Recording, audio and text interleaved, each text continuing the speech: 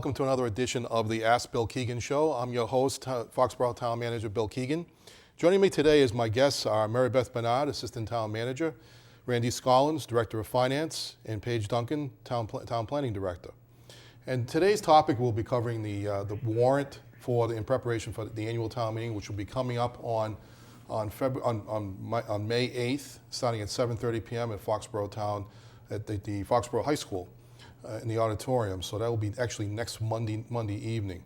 And we hope everybody who can join us that night will be there to help do the town's business as we normally do it this year. This is the legislative arm of town government, and it's important that everyone participates. So today is an opportunity to prepare you for that and to give you some highlights of what that meeting is going to be all about.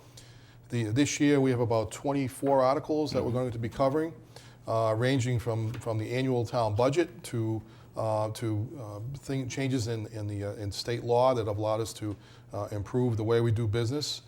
Zoning changes, we're doing things such as, including the marijuana law, which has recently been taken up. We actually had an election yesterday in Foxboro, and the election turnout was relatively mild because there wasn't a lot of challenged seats in the local government this particular year.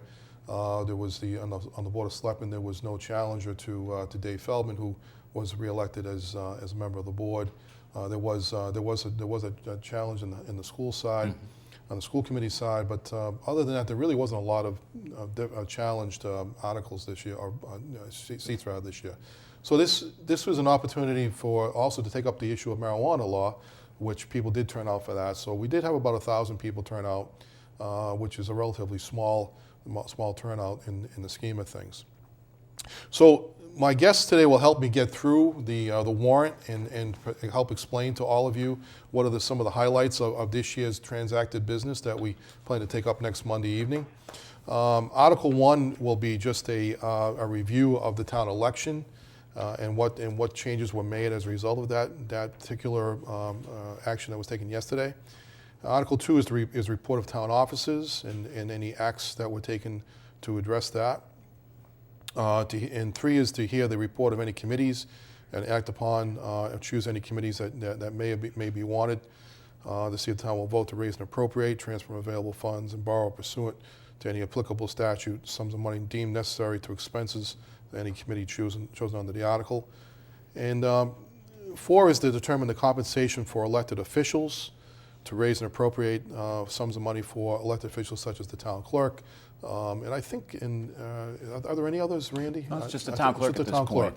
Yeah. It's the only one. There was, at one time, there were other stipends or compensation applied to the treasurer collector, chief assessor. That's right. And actually, I think the selectmen at one time, did they actually receive some money? May have been. At one point in time, they were actually receiving some compensation.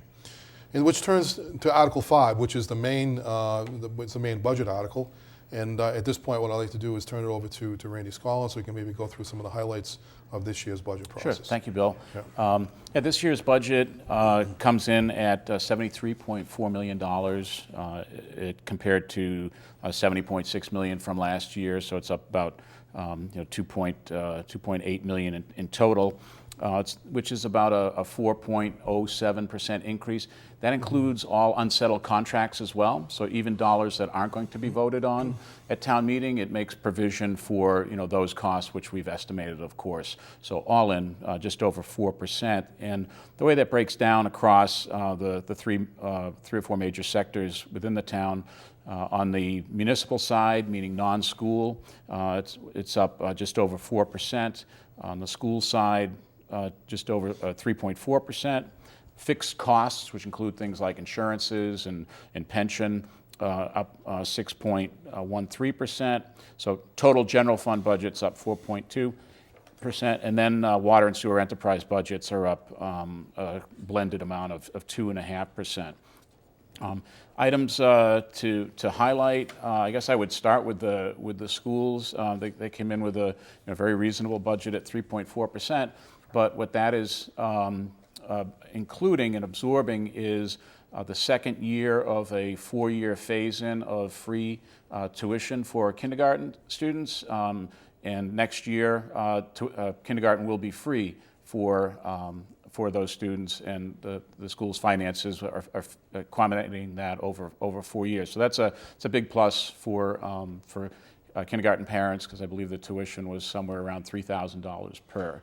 Randy, can you talk a little bit about why that's so important as well in terms of how that compares to the charter school, for instance? Sure. Well, the charter school in Foxboro, which attracts from many other towns, they've been offering free kindergarten to students for as long as they've been here. And of course, Foxboro hasn't been. So as a result, that is believed to have increased some of the migration to the charter school. As much as charter schools are a great benefit to society, it is expensive for the town of Foxboro. We spend $15,000 per year per student. So in this way here, by offering free kindergarten to Foxboro residents, it may be one less reason for parents to consider choosing the charter, may choose the Foxboro Public Schools first. It's important to note too that the Foxboro Public School System is really very highly ranked. It's got a great program, really highly regarded in terms of public programs throughout the Commonwealth and throughout the nation in some instances. Mm-hmm. So we have a great program, but one of the things that we haven't been able to do is to compete with, say, for instance, the charter school on the kindergarten level. This is one opportunity to allow us to be on the same playing field, same level playing field. Right.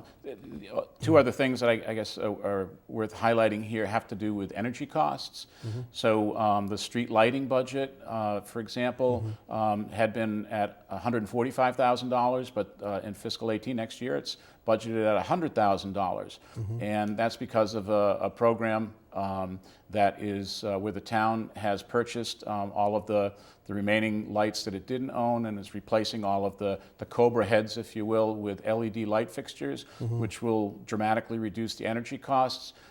It did cost about $240,000 to complete that, so we're amortizing the cost of that over 5 years within that budget, and still able to drop that budget down by $45,000 next year, and probably will start to move lower over the 5 years, but then at the end of 5 years, our electricity budget through the streetlights should probably land somewhere between $30,000 and $40,000, so nice savings. As compared to about $145,000 right. before we started the program. Right. So it's a real savings. It's a program that, and also we received a $45,000 grant as well as that right. From the state to help us in that effort to do that. We're finding that more and more towns are moving in that direction to acquire the lights away from National Grid or Eversource, who is the mm-hmm. other major competitor in that area, because that the cost of renting and leasing those fixtures is pretty expensive over the long term. Not only that, but the service priorities for fixing those lights is not nearly as high as it used to be. Their priorities primarily is to make sure that the lights stay on and to make sure they fix things when, to make sure that the electricity stays on in homes. But fixing light fixtures is a relatively low priority in terms of their work scheme. So by doing it this way, the town can actually have better response time.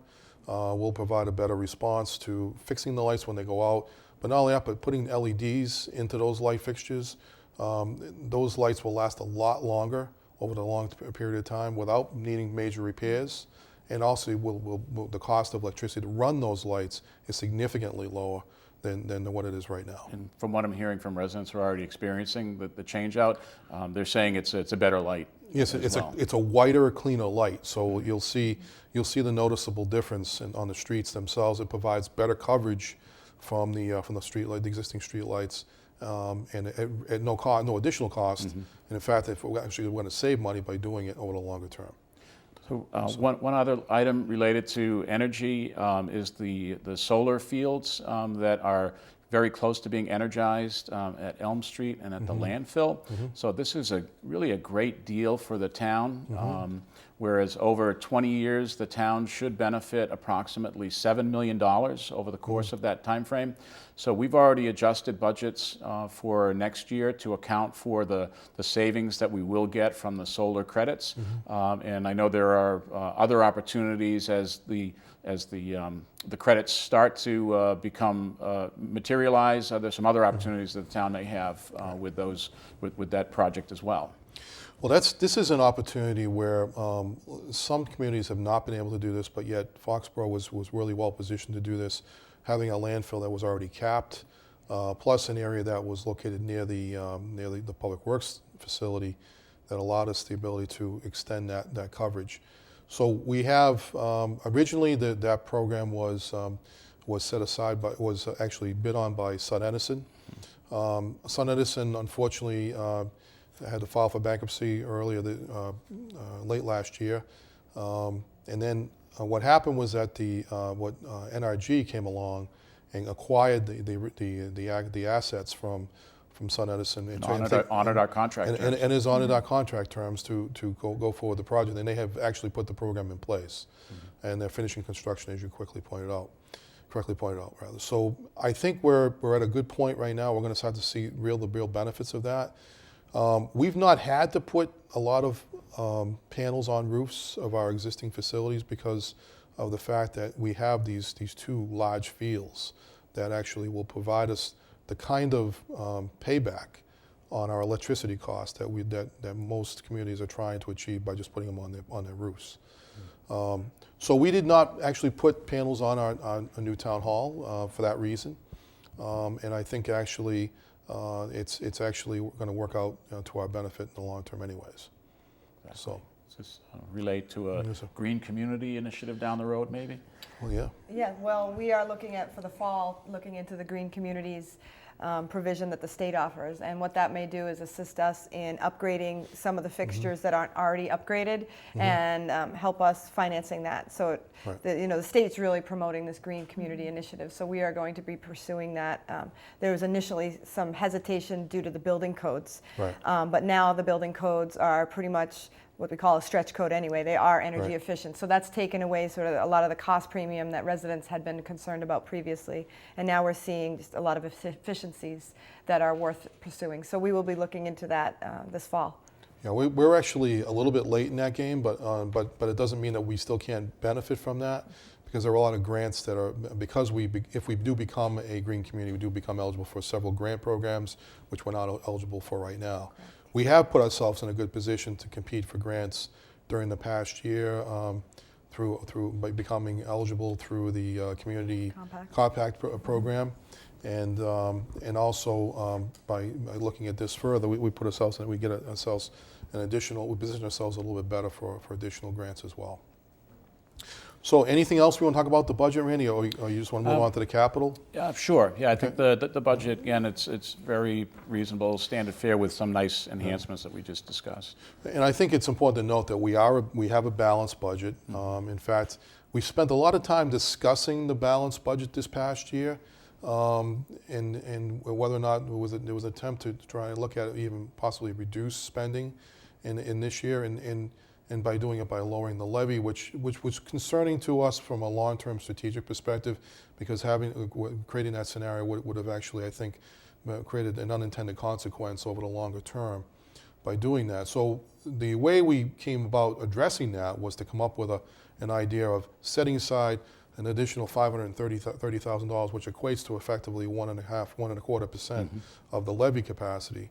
We're going to set that aside into a capital stabilization fund, which will allow us to then offset some of the future costs of capital projects, since the Borough School is coming up. Right. And we've got other projects over the longer term that we're going to have to try to address. And that should give a bigger savings back to the taxpayers, because with just that amount that you mentioned, if we were to not borrow that amount for a project that's over 20 years, and if it's a debt excluded project, save the taxpayers an additional $160,000 over the life of that project. So it's going to pay incremental dividends as well. Exactly. So I think it's a good approach, and not only that, but it doesn't actually create a hole in the budget, if you will, in terms of the approaches that we've talked about Plus, earlier. it specifically sets it aside, like we've committed to. We're going to pay less for our capital And Randy, projects. isn't that the way that we did the town hall? Yes, that's right. So Exactly. thank you for raising that, because that was an approach that was used earlier, and so we didn't have to actually go for debt exclusion for the town hall. We actually created the opportunity to borrow within our existing levy capacity because we had money set aside to do this and to reduce, to keep that cost down. Exactly, and that's maybe why it would have looked like a significant increase to the debt budget this year, but we had planned for that because we didn't spend that amount of money or didn't appropriate that amount of money in the prior years, so we had that capacity left and waiting without having to go beyond the levy limit. So it all fit in nicely within the budget. So it's a good strategic approach to addressing some of the biggest expenses that we have, which are buildings. And I think, if you take a look at Foxboro's overall financial picture, we've addressed a lot of our long-term liabilities. We're addressing the OPEB liability. We're addressing we're fixing the pension. We're fixing the streets. We're rebuilding buildings, all within our existing levy capacity. Now, there are situations where we do have to step outside that levy capacity for some school projects, and so we can match the grants that we get for those projects. But having said that, the less we can do that, the more beneficial it is to the taxpayers over the longer term. And so we're achieving all our goals in a very strategic but low-cost approach. Exactly. It's all within our long-range planning model. So everything within the next year's budget is supported with the recurring revenue stream that we planned, and actually I think we're even slightly below that this year as well. And a final point on that, Randy, how does that affect our bond perspective? We're already a AAA bond rated community. How does, say, for instance, the Standard & Poor's view that kind of approach that we've talked about? Well, they clearly value a budget process that winds up with a balanced approach, meaning you can fund your regular operating expenses with your recurring revenues. If you're not able to do that and you're draining your cash reserves, then that's frowned upon, because that is the big test that they're looking at. They're looking at what's happening to your reserves, and if your reserves are starting a downward trend, the next question is, well, when is that going to end? When is that going to start going forward? So we're able to maintain expectation with the rating agencies in making sure that our reserve levels are at least even or growing and meeting that expectation, and therefore maintaining our rating and lowering our borrowing costs. Great. Anything you want to highlight in the capital program at all? Probably just two things. One is you mentioned roads, Bill. So in this budget here, we've got just shy of $1 million dedicated to road funding, a combination of state grant and the meals tax, which, as you know, is one of the two dedicated purposes for the meals tax. So that should keep the highway department quite busy this summer.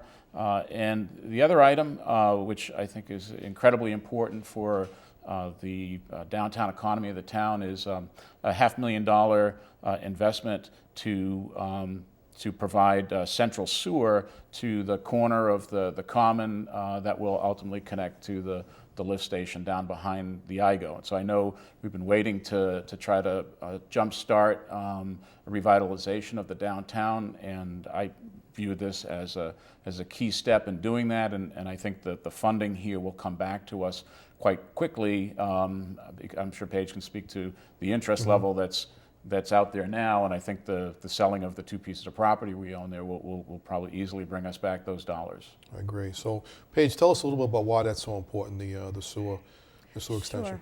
Well, as you know, we've tried to auction or sell the fire station funeral home property in downtown. It's a prime piece of real estate. It's on the common. Lots of traffic traveling by every day. But in the past, there's been limited interest. And one of the reasons being is we believe the unknown commodity of sewer. There was it was unsure whether the cost was going to be, $1 million or $200,000, and I think that uncertainty depressed the value.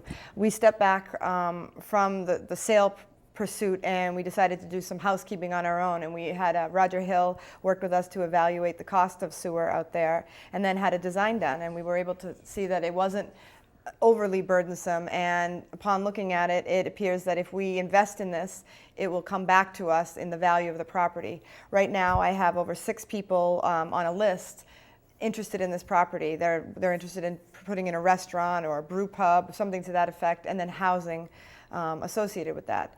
The question's going to be now is what does the community want for housing? Because that's really where the value is going to lie, and that's where we're going to capture the value of this property. So that's an exercise we're beginning to undertake. We're doing a market analysis so that we really know what asset the town is holding, what the value can be. But we do know at this point that just the news of sewer has amped up the interest, and we have people literally banging down my door right now trying to get in there with trademark names and whatnot. So it's been exciting to see the interest, and we really feel that this is going to spur development downtown. And we think this is probably the key that's unlocked that development potential in the downtown.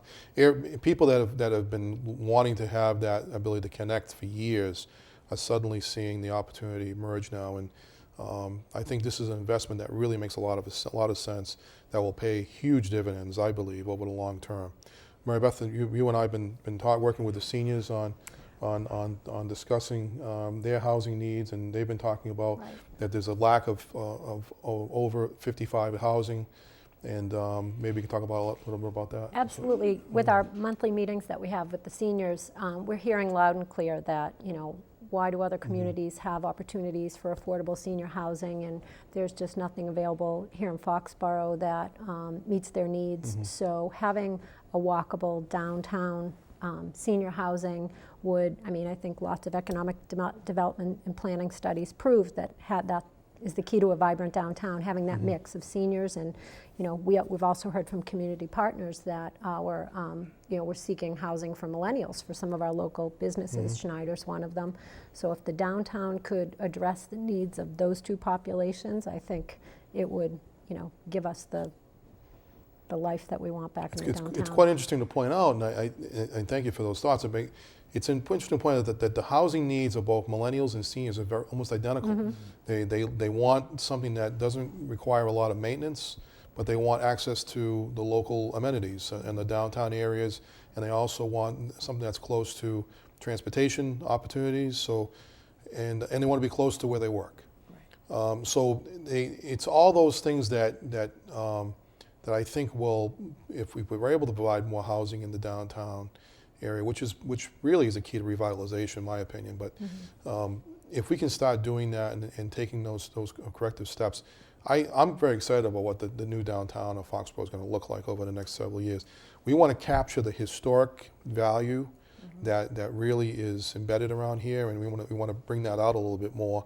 At the same time, I think we want to try and sort of emphasize and amp up the quality of life perspective, and really give people a new perspective of what it's like to be in downtown Foxborough.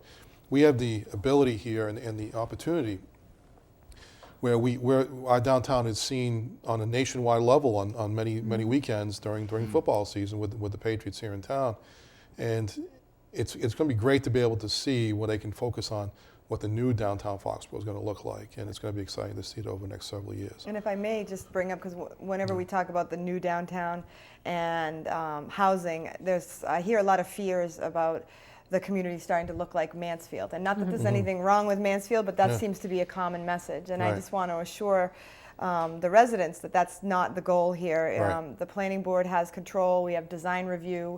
We are looking to respect the historic character of Foxborough, and that was what was captured in the master plan vision. And then secondly, I also want to point out the other benefit of the sewer project, getting back to that, is the folks on Market Street. I've had residents come in. In fact, a gentleman came in last week and just shook my hand and said thank you, although I can't take the credit.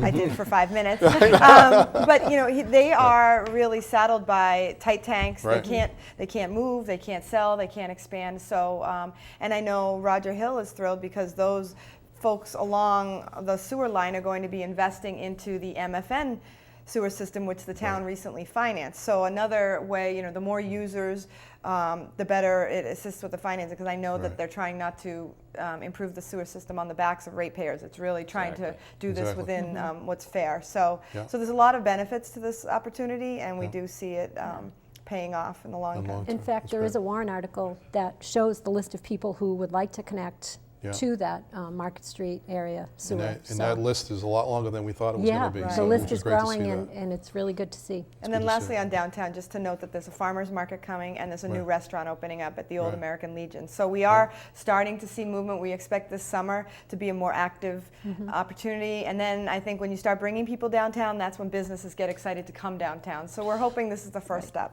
I actually shared this with at the economic development meeting we had up at the Renaissance last week, which mentioned the fact that I'm excited to see a farmers market come to the downtown, because when I last worked in Dedham, that was the first step that we took towards the revitalization effort of the downtown area, was to install a farmers market in the downtown, because it brought people into the downtown to see it and to walk around and to get a feel for it. And I think it's a really good way of getting folks to really appreciate and to get involved with the downtown area. And it's amazing what happened.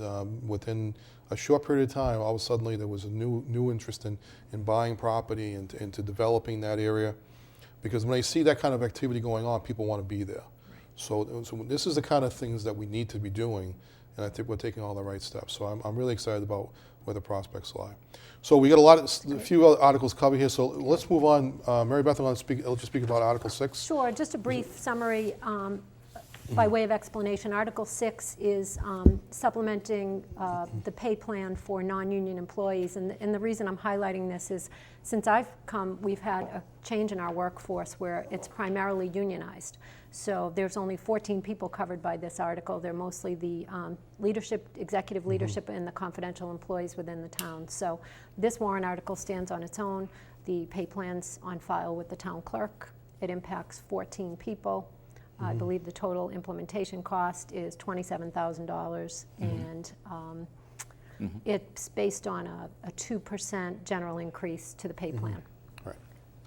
Okay, thanks. And then Article 7 is just the operating capital budget adjustments. Randy, just a few changes there. Simple ones. The easiest one is to the fire capital budget for radios. The fire department received a nice $100,000 grant in order to reduce the cost for what was a budgeted project for us. So part of this article will just return $100,000 from that budget to where the funding source came from, which is ambulance receipts. So that was great work by the fire department to secure that grant. And the other one is just an adjustment to the part-time inspections salaries. So there was a positive change made to the pay structure for part-time inspectors. It was sort of on a commission basis, if you will. And so this pay change, making them part-time employees, actually reduces costs to the town, even factoring in any benefit-related costs. So in moderate to strong development years, which is what we're in right now and probably will be for the foreseeable future, a change like this is going to save the town about $30,000 a year. So just a simple budget adjustment to the part-time inspector salaries in order to, because a change was made after town meeting last year in order to have the budget to pay the inspectors. And just one comment, that change was made because that's the way all the other communities do it. It just keeps us in line and competitive with other communities. We were very unique in the way that we paid people, and so now we're more in line with the way municipal salaries work. Great. All right, thanks for highlighting those. And so the next three articles all deal with some possible relief opportunities for seniors. Yes. So Randy, just want to highlight some of those, Article 8, 9, and 10? Sure. Article 8 has to do with an elderly tax exemption that's worth $1,000. And so, in essence, all we're doing here is just increasing the limits and making it easier for seniors to qualify for this exemption. So we're increasing the income limits, to higher levels, so more people would qualify. We're lowering the age from 70 to 65. And there's also an asset requirement as well, asset limitation. So those are being increased substantially as well, so more people can qualify. And that's the goal, is to allow more people to qualify as allowed by the state. So we're utilizing the maximum limits as allowed by the state. So we're adopting those. And then one other feature we're also adopting that's in this state regulation is to make adjustments to the exemption itself by the Social Security cost of living. So rather than just staying at $1,000, it'll increase by whatever the Social Security adjustment is each year. So we're hoping more seniors qualify for this. So if you know any seniors who might be thinking of this exemption, which is a good one, please pass the word that the requirements to receive this exemption are going to be easy. It's important to note too that there's no shame in any of this. I mean, this is something that's allowed by law. Exactly. And anybody who wants to apply for it, they should. And we certainly welcome them into the office to talk to them about it and see how we can help them out, so that we can try and make their life a little bit easier in trying to stay here in the community and to continue to enjoy it. Absolutely. Where nothing would would make us happy in the assessor's office to see the amount of that the dollars that are spent on that exemption to increase significantly. Right, That would be right. great. That would mean that we've actually added some value to the seniors. Right. And so that's Articles 8 and then Article 9? Right. Article 8 has to do with a different type of tax relief. It's in essence a tax deferral. Article 9, you mean? I'm sorry. Yeah. Thank you. Article 9? Yep. That's okay. Article 9. Okay, Sorry, I just want to be sure. That's what you. we didn't confuse It folks. has to do with a tax deferral type program. We don't have any takers on this one right now, so we thought we would do the same thing, which is to increase the income limits to what's allowed by state law. But tax deferral is in essence, say somebody is currently unable to pay their taxes, and they qualified based on age and these higher income limits. They would be able to enter into a deferral agreement with the town, and instead of paying 16% interest, or accruing 16% interest on the taxes that they're unable to pay, if they entered into this program, it would only have a 4% interest associated with it.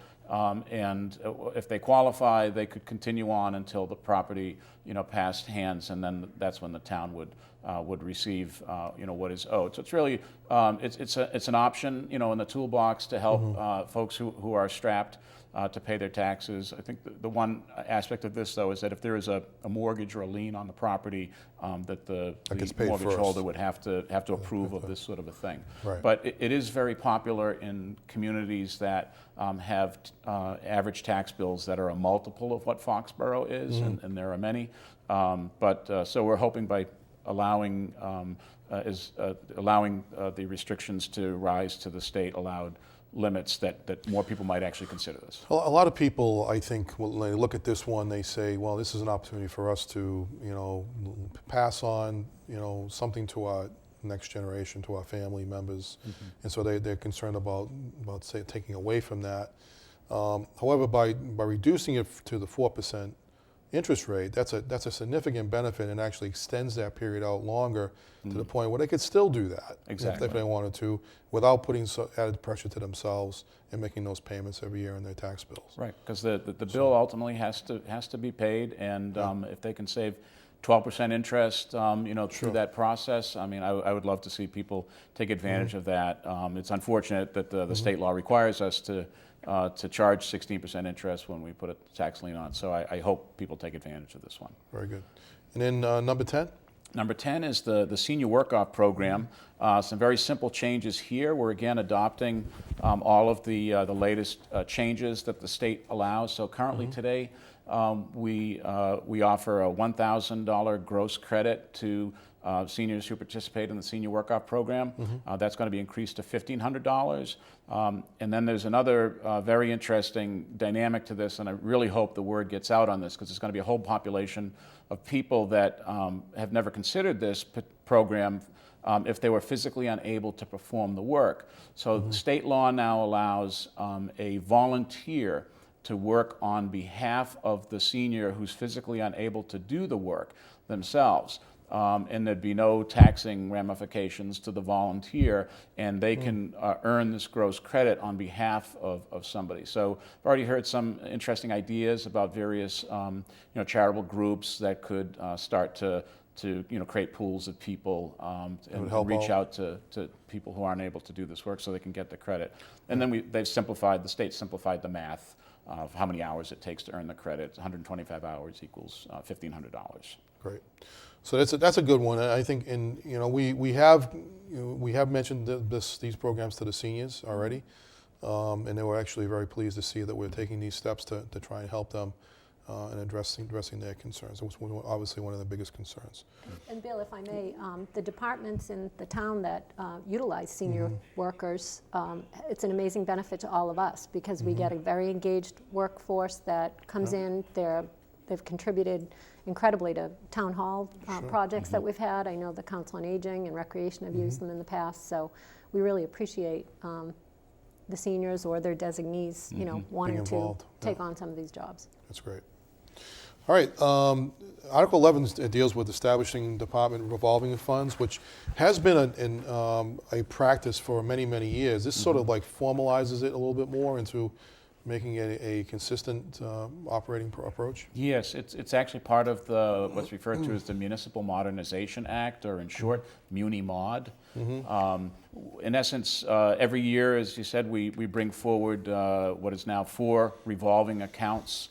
One of the biggest one being the recreation revolving account, which funds their activities, and we reauthorize every year the establishment of the account or the continuation of the account, plus any spending limits.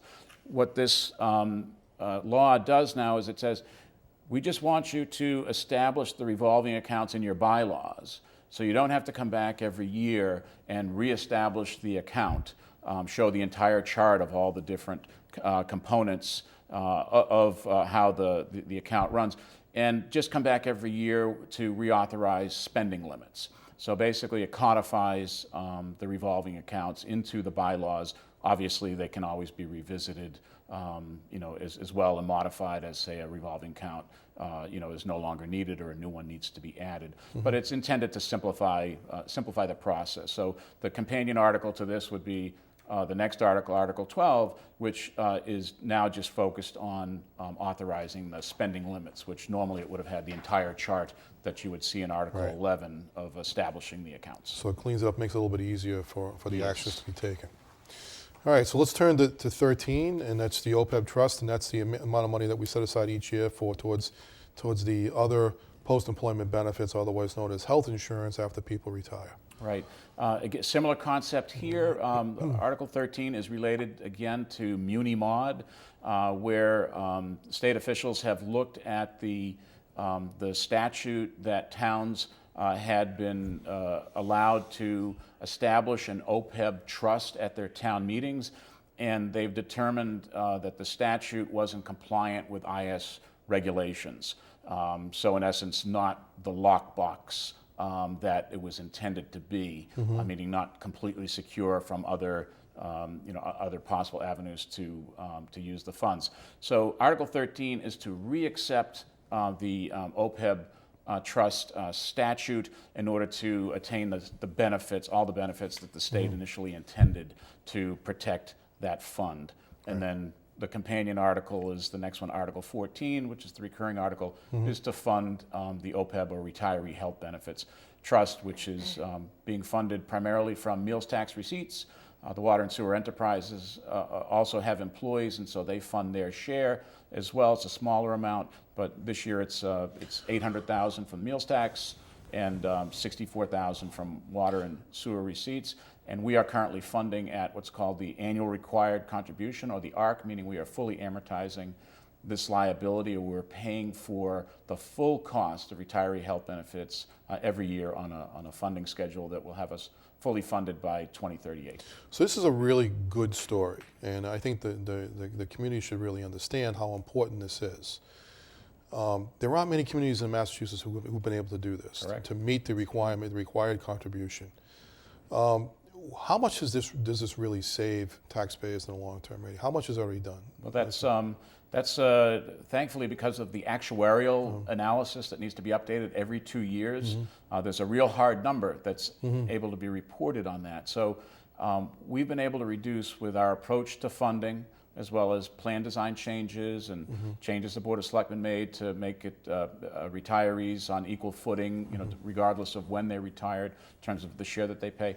We've been able to reduce over the last 8 years, the cost to taxpayers by approximately $40 million. That's real, because the obligations are real, and if we had not taken these steps, to proactively, advance, fund, and modify, the benefits so they were less costly to the town, down the road, those ultimately would be costs that the town and therefore the taxpayers would have incurred. So we've already saved $40 million, over the last 8 years with these steps, and ultimately, this liability will be extinguished completely. Which is huge. I mean, a lot of places have not even addressed this at all, which is quite astounding to me. But I think it almost borders on being irresponsible in many ways. But, I would agree. But I think that this is really a great step for the community, and something we should all be very proud of, because we're doing the right thing and we're taking progressive steps to address our long-term liabilities. Right. Article 15 talks about the $532,000 that we set aside earlier, as I talked about earlier, which sets aside the money towards from the budget process, sets that aside so we can then use that to put into a capital stabilization fund. Requires a majority of voters to put the money into a fund, but requires a 2/3 majority to pull it out. So it is protected in there, so we can't just pull it out of there without the town saying that's a good project for us to spend it on. So I consider it to be the town's rainy day fund, if you will, for dealing with capital projects. Exactly. And so we're adding to that fund. We now have, with this additional money, we'll have close to $1 million, over $1 million. And we'll have close to about $1.1 million with this, because we have an equivalent amount in there already. And so it would make sense, of course, it'll be subject to the government process. It would make sense for those funds ultimately to be applied to debt excluded projects, so reducing the amount of cost directly to the taxpayer by putting these funds directly towards that, saving them not only that cost, but also the interest associated with it. And so that next project is probably going to be the borough school, right? Most likely. So, okay. Article 16, expended highway funds. We actually received fundings through the Chapter 90 program from the state. This year we about $650,000 that we've received from the state, which will be coupled with our roads money, and that gives us close to $1 million to spend on road improvements over next year. This is just a technical annual statute that allows the town manager to accept funds that are incremental to what we're aware of, because the number can change. The number can be higher, and so we want the authority to be able to receive and spend those funds. Article 17 speaks to denial of license or permits. This is a new provision that's come out of. Did this come out of the recent? Yes, this is another came mod, out of Muni Mod, and it's a pretty simple provision. Permitting and licensing authorities in our town government are allowed to deny a license for non-payment of taxes or fees owed to the municipality. So the standard to do that was somebody had to be delinquent for greater than 12 months.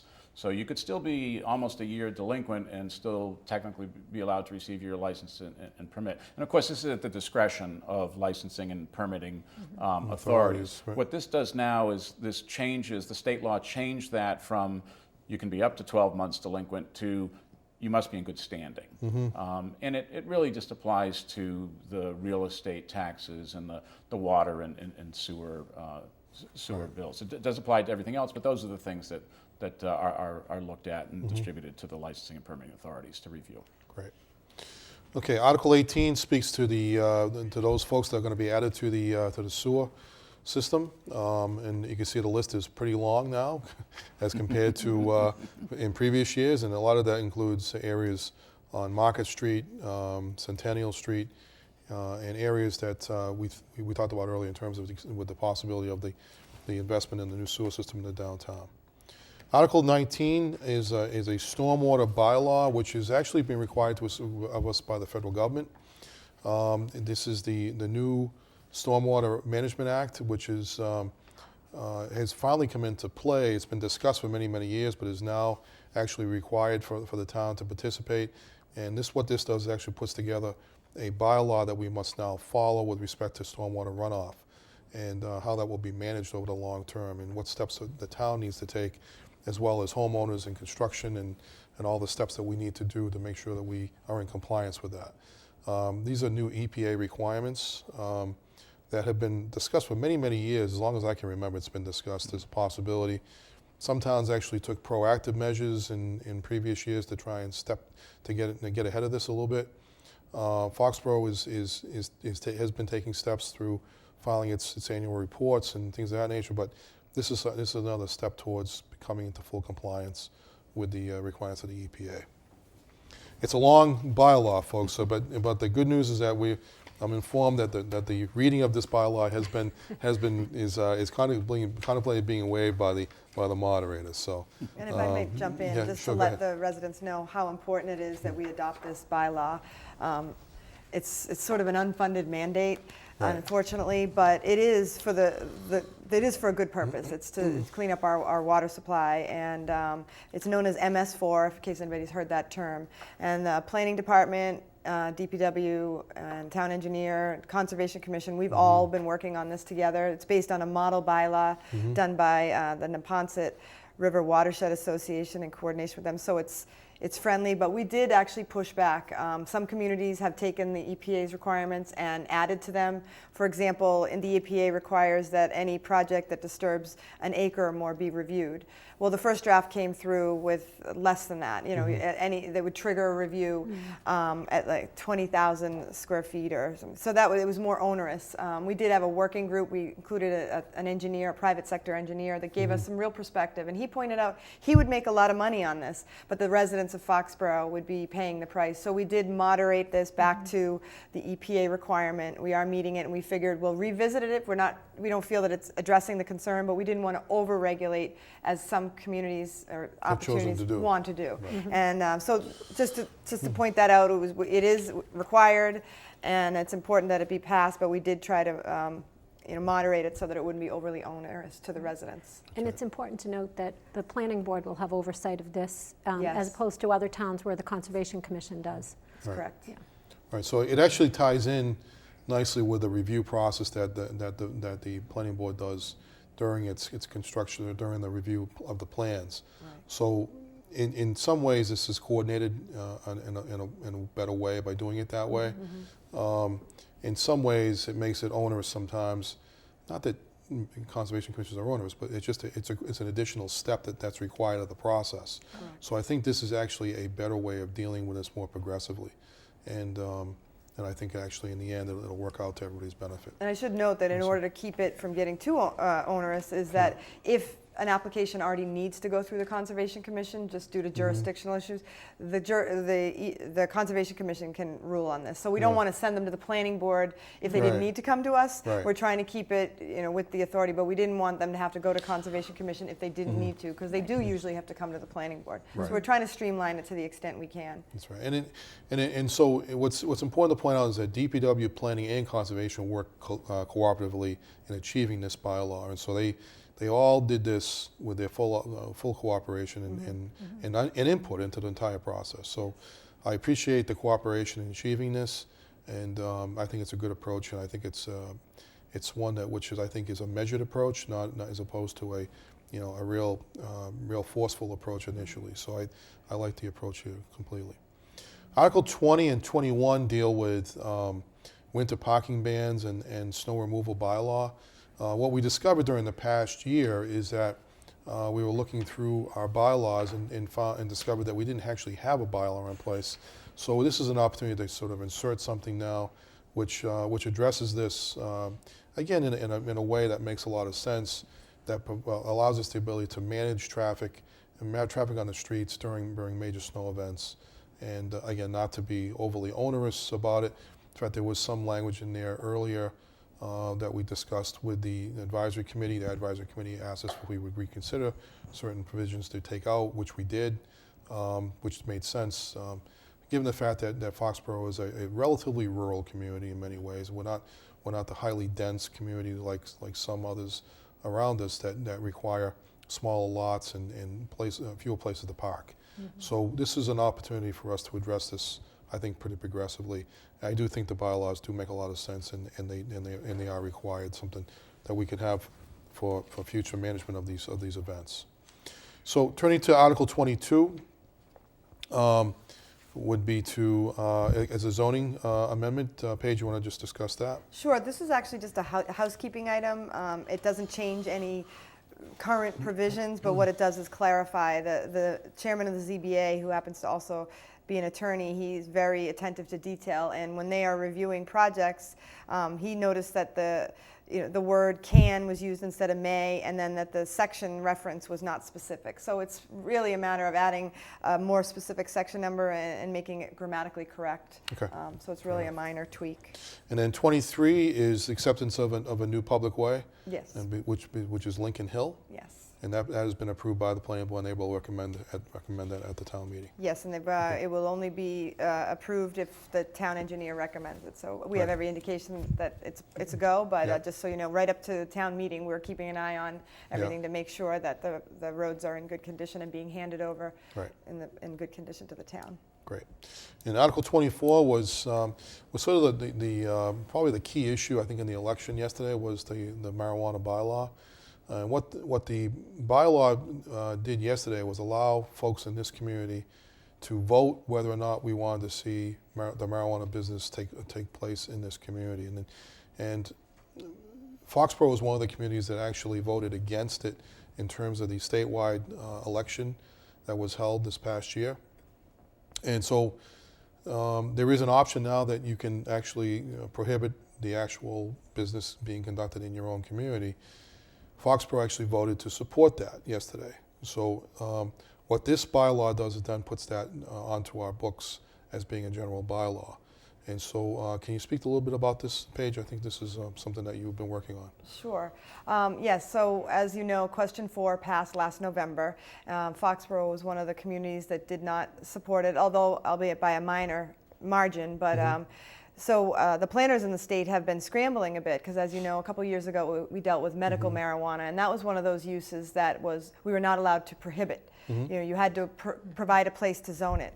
This question 4 at the state level was written by pro-marijuana advocates, so the language is just a little bit different, and the process laid out is a bit different. And we will admit it's been a difficult one to interpret because, again, we're used to lawmakers writing laws, and when you have a different industry writing it, there's a whole host of issues that come up. So the planners and the lawyers and the public safety officials have been meeting actively since December of last year looking at this. What happened for me was, as a planner, I've been going to these informational sessions, and I went to one that our regional planning agency was offering, and they told us the town of Westboro was voting prohibition. So I immediately contacted you and the chairman of the Board of Selectmen to say, this is an option. Is this something you'd want to do? And I know, having been in front of the Board of Selectmen, I don't think it was an agenda item on their case. It was more a matter of, let's put this to the voters. You know, there doesn't seem to be a strong push either way, but I feel like they wanted to just see what the voters had to say. So that the vote on yesterday was a prohibition, so a yes vote meant yes, we want to prohibit. And it did pass 681 yes to 415 no. It was a low voter turnout, so we realize that. But again, if it's something, an issue is important to you, you tend to show up. So now our next step is to follow it up with a general bylaw. We're really working under the recommendations of the attorneys. We're kind of in no man's land, so hopefully this is the last of it, but you know, stay tuned in case it isn't. But for right now, it appears that Foxboro will be able to prohibit recreational marijuana uses in town, and that doesn't change the rights of citizens to grow under the current laws or to possess. It just has to do with retail and cultivation and as a business. So stay tuned. It does need the town meeting vote, and it's the general bylaw, so I believe it's just a majority vote. Well, we know that the legislature is still working through this a little bit, and but the actions that we're taking right now are actually preemptive measures in many ways, and so we're actually ahead of the curve on this one a little bit. So I think by taking the steps that we're doing and the actions that we're taking yesterday are also very supportive of, and also reflective of the community as a whole, that we're very protective of the youth in the community. We want to make sure that we have active programs in terms of the Safe Coalition. We have the Child Sexual Abuse Committee, all those things that are there, supportive of the youth in the community, and in this case, supportive of the adults as well, because we think that we want the folks in this community to know that this is a high quality of life community, and that this is one way in which that can be supported. So I think that the community has spoken on this issue. Hopefully they'll be supportive at town meeting as well and taking it to the next step. So with that, those are the 24 articles that we've covered in about an hour's time. I'm checking my watch, actually a little bit more than that, but See if we can achieve that at town meeting. you will try. That'll be the ultimate goal, to see if we can get through that. But I want to thank all three of you for trying to help explain. Hopefully, we've done a good job of explaining for the residents, and that they will have an easy time of dealing with it at town meeting. I want to thank you all for being here today. Just a couple other footnotes to today's show is that the town hall project is moving along great. We are at the mode now where we're all packing our boxes and getting ready to move. We'll be moving into the new building, we hope, by the second week in June. We're all pretty excited about that prospect, and folks at Town Hall are very appreciative of the support that the community has given them in providing this beautiful new building. And trust me when I tell you that everybody truly is appreciative of that. And so I think it's great to see. I think it's something that the town is really going to be very, very proud of in the scheme of things. The building itself is going along well. We're pretty much on schedule at this point in time, so we're looking to move into by the second week in June, and then the old building will come down, and then we'll finish the parking lot and the landscaping. And I think then we will actually try and do a formal dedication. I think we want to wait till the building is completely done, and then we can actually have a formal dedication. And there'll be parking. And there'll be parking for people can park, and that's been the biggest challenge throughout this entire process is the lack of parking. And Parking it's even worse right now. We're kind of at that critical point. mass point, where they're working on the parking lot and the new parking lot. So it's a real challenge. So, but again, I just wanted to make that footnote aware to people. So, again, I want to thank you all for joining us on this edition of the Ask Bill Keegan Show. Well, hopefully you'll join us the next time when we provide some insight and some information about the community. But thanks for joining us this time. See you next time. Thank you.